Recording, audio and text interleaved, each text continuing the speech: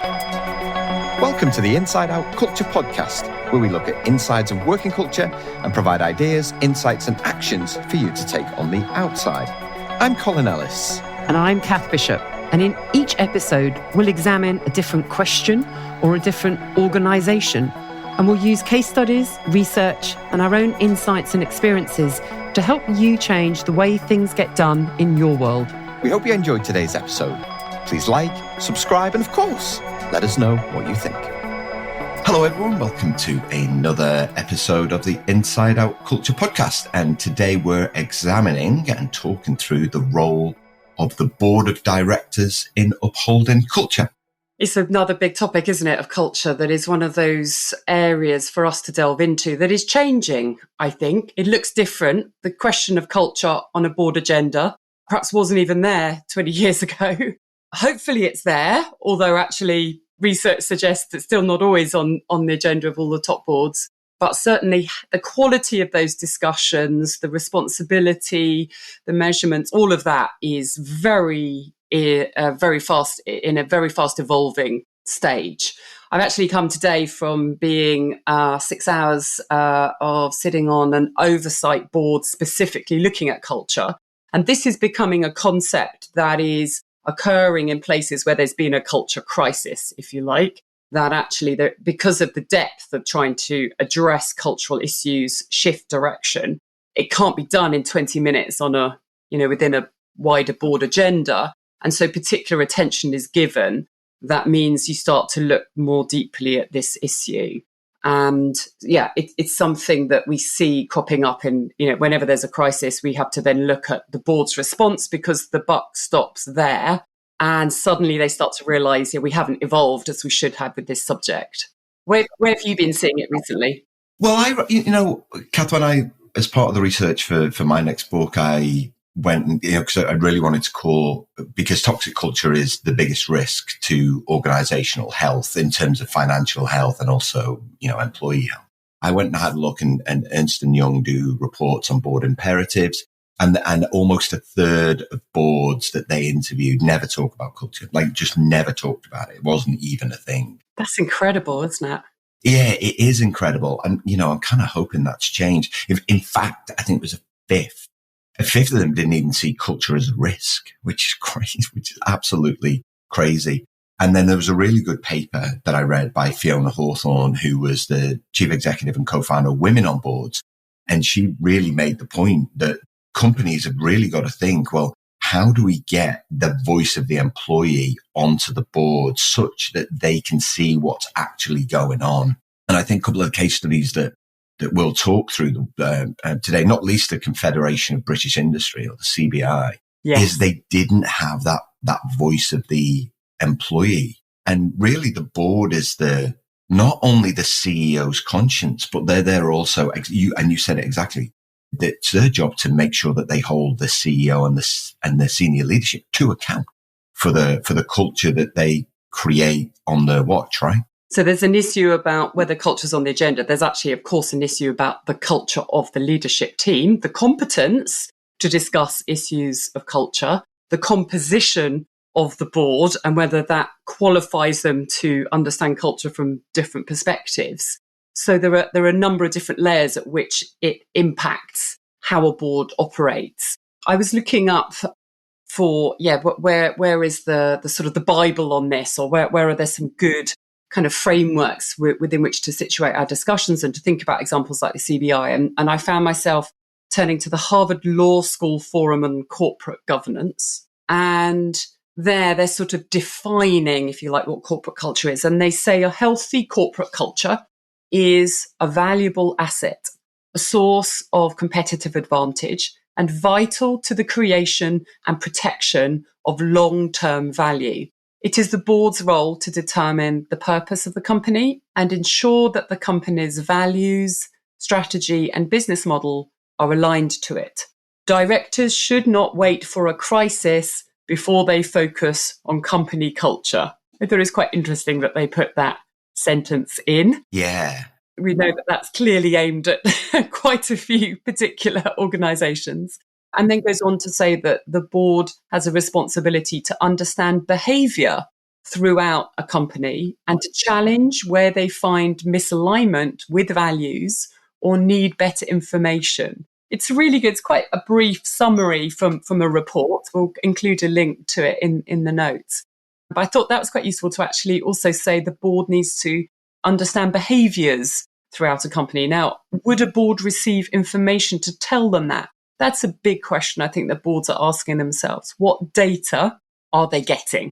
And what data do they really need? And that has a big impact on, then the work of the leadership team and how they're tapping into it, how the directors, how the chief executive is leading on culture. But you really want to make sure that is set from the board rather than something that the chief executive is just nudging the board to go, everything's okay. Actually, the board needs to have a responsibility and a say in that, which I think it hasn't always been the case at all. No, it hasn't, Kath. And I think that I'm interested that the Harvard piece included the value creation and protection. For me, that's why businesses exist. Even in the public service, it's still about, kind of value creation for customers, community, stakeholders, all of these kind of people. And I still think that boards just sit back and wait to be told what's going on rather than taking active interest. The behavior piece is really important. There was a relatively high profile case in Australia with James Hardy, where the board removed the CEO, Jack Trung. The board removed him because of allegations of behavior. Now, why? And for me, I found this interesting. And why I found this interesting is in the past, what would have happened, and it still happens today, is that the CEO in these kind of environments where there have been allegations of poor behavior. I mean, this wasn't anything particularly nasty. He just wasn't a very nice human being. A culture of fear, those kind of things. There weren't any specific allegations that he did anything heinous, but it was still a really toxic culture that he led. And the board sacked him. And what still happens is these guys get paid off with like millions of dollars. And then there's some tepid statement put out about a parting of ways and we wish you every success for the future. And employees are sat back going, hang on a minute. They presided over the worst culture I've ever worked in. But the James Hardy one was really interesting because the board were extremely decisive and actually sacked him based on the culture that he created. And that's one of the first times I really read, it's like, here's a board who really understood its role, aligned to that Harvard paper to safeguard the culture for the many, not the few. And actually that message that you give to the company is very clear, that we're upholding the values rather than just moving someone along or aside or shuffling them, or actually sometimes taking them onto the board in some cases to move around.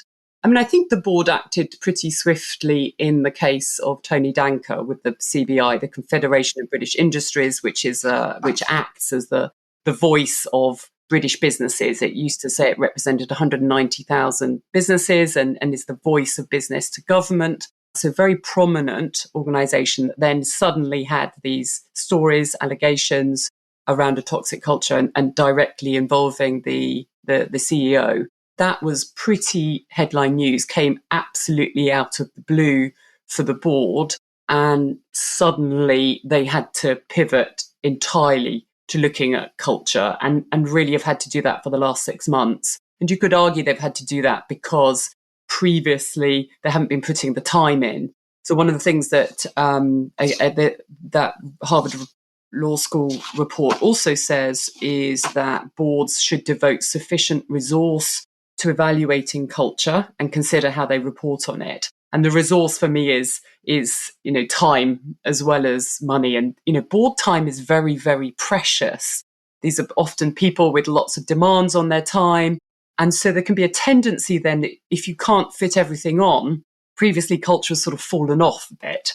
It's really hard to make decisions about culture quickly because it's quite a deep topic. How do you sum up a company culture, which will have all sorts of different strands within it of people who are, thriving or people who are struggling or people who are being excluded? Or there are so many angles that I think it also takes a board a while to get into a rhythm of feeling competent around that they've got the right data, and then to think about what can they discuss if they can't discuss all of it. How are they going to, over time, cover different aspects of culture? Maybe looking at values one time, maybe looking at behavior another time, maybe looking at inclusion another time. How are they going to really delve into that subject continually so they're building their knowledge all the time? It's a much more infinite part of their agenda, whereas other things will be very time bound and finite. A decision we make, whether we're going to acquire a company or, on the next sort of growth goals that are going to be set.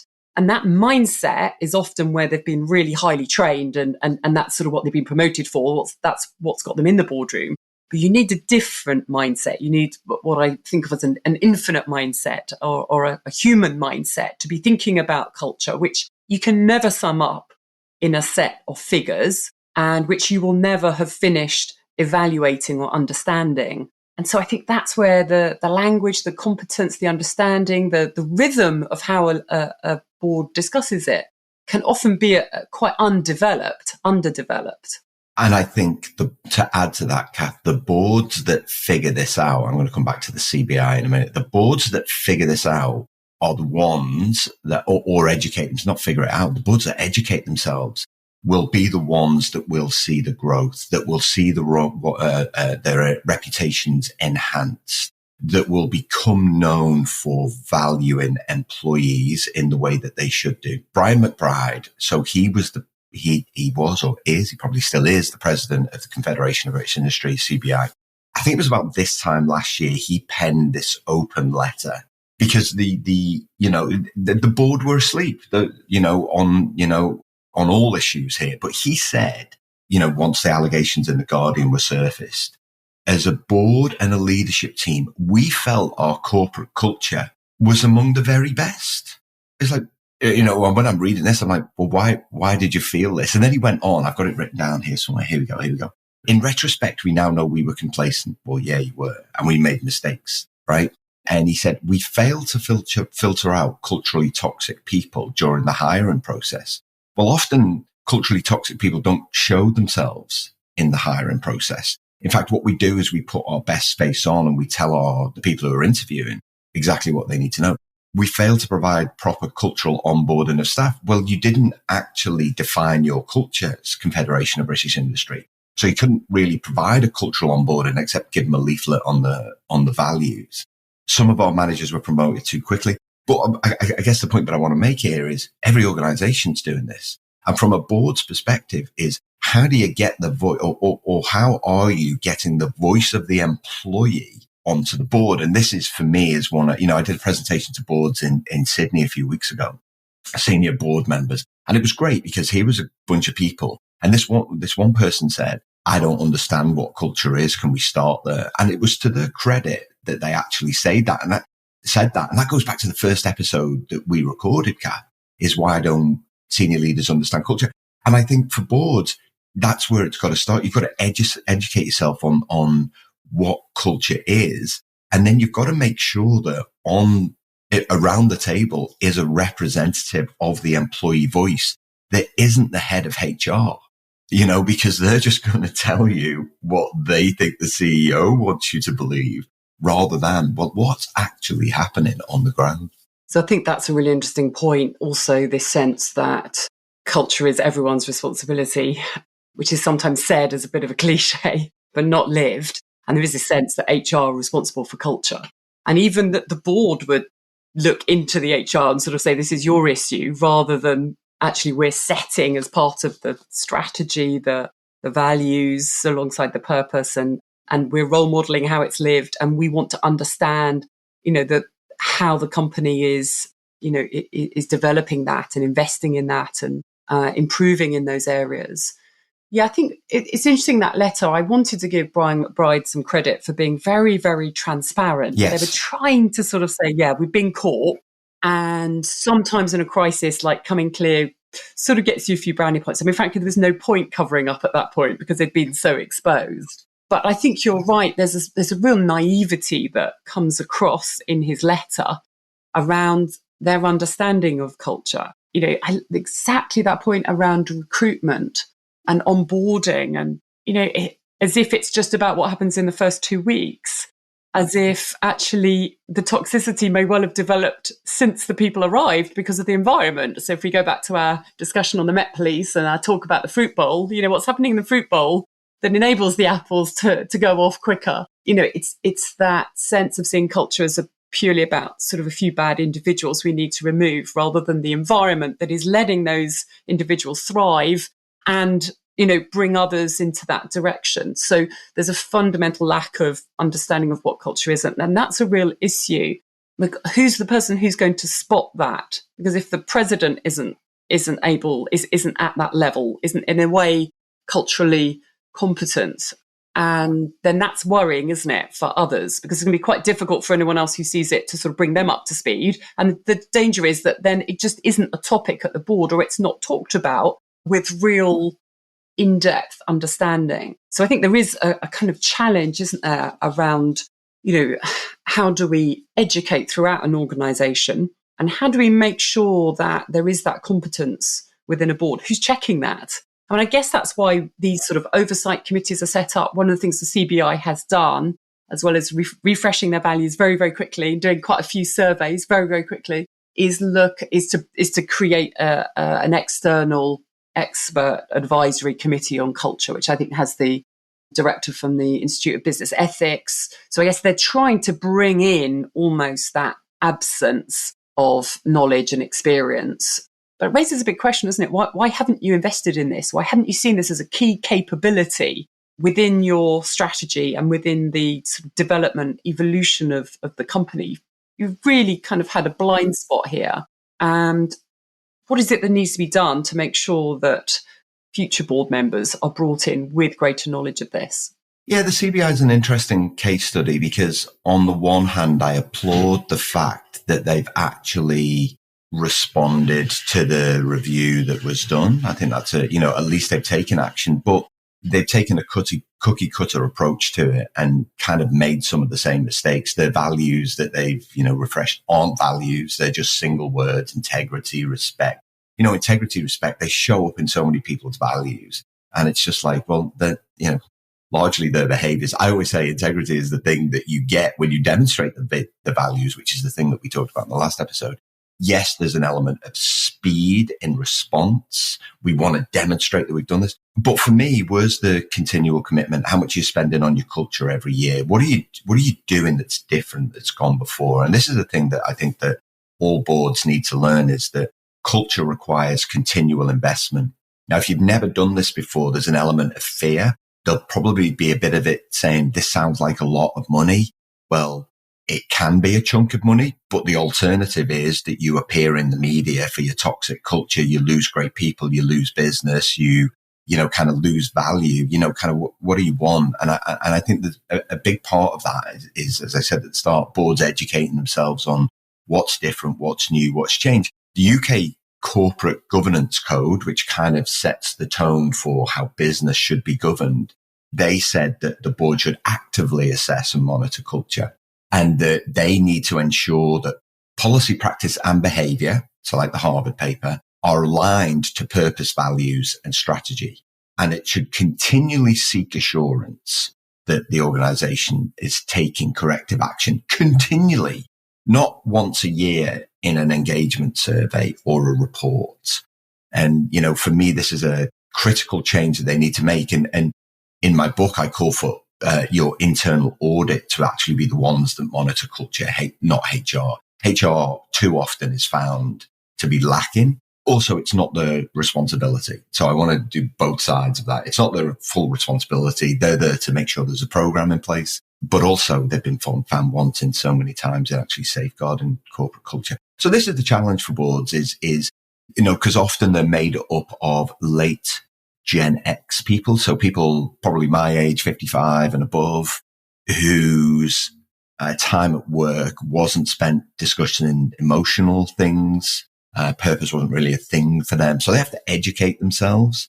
And I think to get some younger people on board who really value culture and understand why it's so important, could be a first step forward. I was actually at a meeting the other day where I was listening to someone who'd been part of the youth collective at the Body Shop, where they have brought young people's voices onto the board. And it was quite a radical thing to do, and met, with some resistance, actually thinking about how can you create a board meeting where a young person can come in and not feel intimidated by all these people in suits and talking in a certain way in these sort of long, complex, abstract sentences with lots of, additional supplementary subordinate clauses. And, how can we actually listen to their voice? It was really interesting, very sort of pioneering young woman who'd been really leading it, who worked, I think, as the EA to the chief exec. But how powerful that was, but quite a lot of culture change needed within the board to enable that voice to come in. And it wasn't just about let's bring the voice in the room. We have to change the room. We have to change how we behave. We have to change things to enable that voice to then be heard. I think you find, some organizations are bringing in people from the front line, people on the street to make sure there's a post office worker sort of on the board, making sure and having shadow boards as well set up. So there are lots of examples now of how you can do different things, but it's important that it actually is taken into the decision making. It's not a sort of token thing. We'll set up a youth board over here to pretend they're a board. You actually need to make sure that they can feed into the decision making. And that can feel scary to those traditionally in the board who think, well, they haven't got the qualifications I have and they haven't come the route I've had through the company. But what they bring is such an important, different perspective on our fast changing world, on the future of the company. And I think it is really essential. But it's interesting how much the board themselves have to change. I think sometimes they just think, let's add another seat at the table. No, that is not enough for that to work. So with all of these things, there's a shallowness and a depth question for a board. How deep do you want to understand your culture? Are you happy with an engagement survey? Because that's very shallow and it doesn't really tell you anything. What it gives you is some indications of areas you might want to find out some more information. But back to my favourite topic of metrics that distort us from understanding culture or prevent us or don't give us any insights. We can't understand culture only with numbers. That's my sort of first point. We need stories. And so we need qualitative information. Of course, that feels very dense. That feels much harder to put in a board pack and to sort through.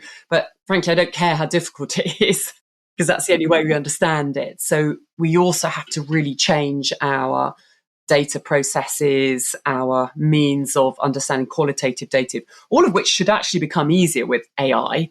But if you're not getting qualitative data regularly, then as a board, I don't think you're getting anything that's helpful at all to really be able to take a temperature check on where the culture is and understand it in terms of lived experience, beliefs, behaviours that will give you a sense of if it's in, within the boundaries you've hopefully set within your strategy and values, and that, if you've got clarity of that to start with. So there are questions for boards. How deep are we willing to go? And the timescale in which we want to operate. Because I think, again, in a way, I think the CBI had a choice. Do we really look at this as a 2-year project to get some deeper change? Or do we try and do it in 6 months? And they went for the latter. And of course, they felt pressure because companies were leaving them and they felt they needed to, really shore things up because there was a big gaping hole in the hull of the CBI boat. But I fear that means, they've done it at quite a shallow level, as you can kind of see when you read the values.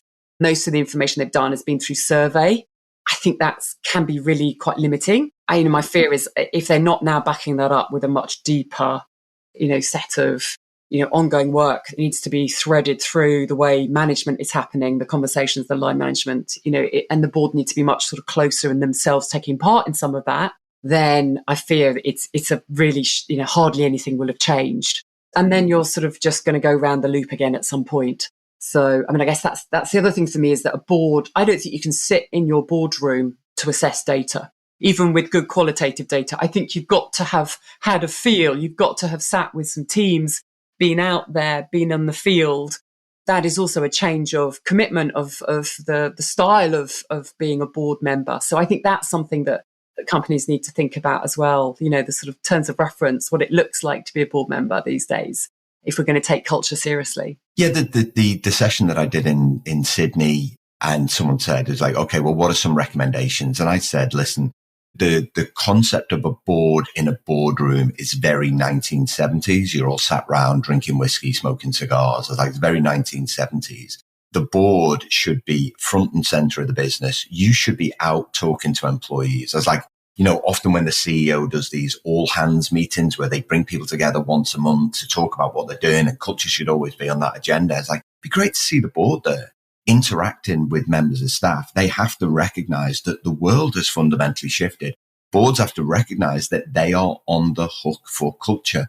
No more can they just sit back and wait to be told stuff. We saw this with the post office scandal with Ed Davey as the post office minister. And I remember, oh gosh, yeah, he said, we failed to see that through the post office lies. It's well, no, you didn't ask the right questions. You weren't boots on the ground. You didn't go and speak to postmasters.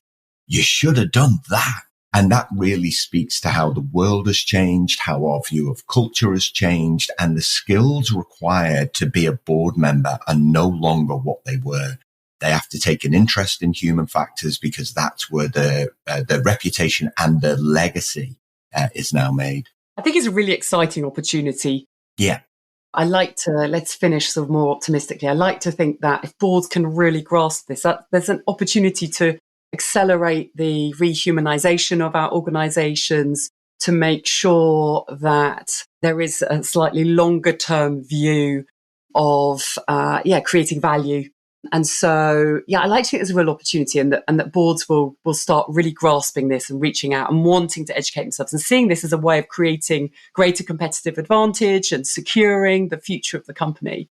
So there's a huge opportunity here for boards as well. Yeah, I agree. Right, we've reached that point. But before we get to that point, Kath, I know that the second version of your book is coming out, so we should totally just plug that before we do our 3 takeaways. So this, if you haven't read Kath's book, it's called The Long Win. I read it not so long ago, and it's absolutely brilliant. And actually, it talks about why a longer-term investment in culture is crucially important for consistent kind of success. So tell us a little bit about the second edition, Kath. Yes, so it comes out on Tuesday, the 21st of May, and it is a refresh of the stories, the content, plus an extra chapter in which I talk about the long winners. So a range of long win leaders from across education, sport, business, public life, which are the sort of different worlds in which I explore how we define and pursue success and how we should find some better, longer term ways to do it. And it's really to help us think about that vision piece, the culture as part of that, the board's responsibility for defining the success of the company in a way that has clarity of meaning, that means we're constantly evolving, and that we are really humanizing the connections, the relationships that are part of our organization. So it's absolutely got culture at the heart of it. And I really wanted to bring out a second edition with my publisher because it feels that it's still helpful. It's a conversation I keep having. People keep finding it. And so, the other books inside my head are just kind of on hold for a bit. I'm really keen to, reach some more people and continue to have these conversations about how we can redefine success to help us thrive over the long term. Perfect. So if you haven't read it, go and buy it. Second edition out end of May. Right. 3 takeaways from today's podcast. Kath, what do we want people, or what should people do? Yeah, so our action one is to make sure, first of all, culture's on that board agenda. That's actually a sort of mini first step. The second one is to build the quality of that discussion. So it is constantly evolving, deepening, and making sure that it's a meaningful culture discussion, and go and work out what that is. If you're not sure what a meaningful culture discussion is, start having that discussion as well. So second thing is getting curious. Well, I think boards should get curious about the metrics coming their way. You mentioned this, Kath. Yes, the engagement score, it's very good having that number, but what sits behind that number? What's the real story? What's the commentary from staff? And the board should get really, really curious about what are the themes that we need to be aware of, and then potentially what's the action that we may need to take. Yeah, it's a good one. Yeah, getting curious about those metrics and whether you need some different information. Yeah, that's right. Yeah, ask for more. Yeah. And let's uncover how our boards currently are understanding culture and understanding their responsibility for culture. So again, a kind of two-parter on that one. Let's uncover, at the moment, what do our board understand of the culture of our organisation, and even themselves, what's their sort of competence to understand culture, and how do they see their responsibility and how they're going to enact their responsibility for culture. So we're really sort of digging into what does it mean that our board has got culture as something it's responsible for. Let's really understand where they're at so we can then move it on. Fantastic. And I think we should finish on a positive. I want to reiterate what you said, Kath, is this is a fabulous opportunity for anyone who's sat on a board to really educate themselves and become the board of the future that we need as a real culture focus. Fascinating discussion. Kath, thank you so much. I enjoyed it. See you next time. Thanks for listening to today's Inside Out Culture podcast. Please remember to like, subscribe, and of course, share with others who you think may be interested.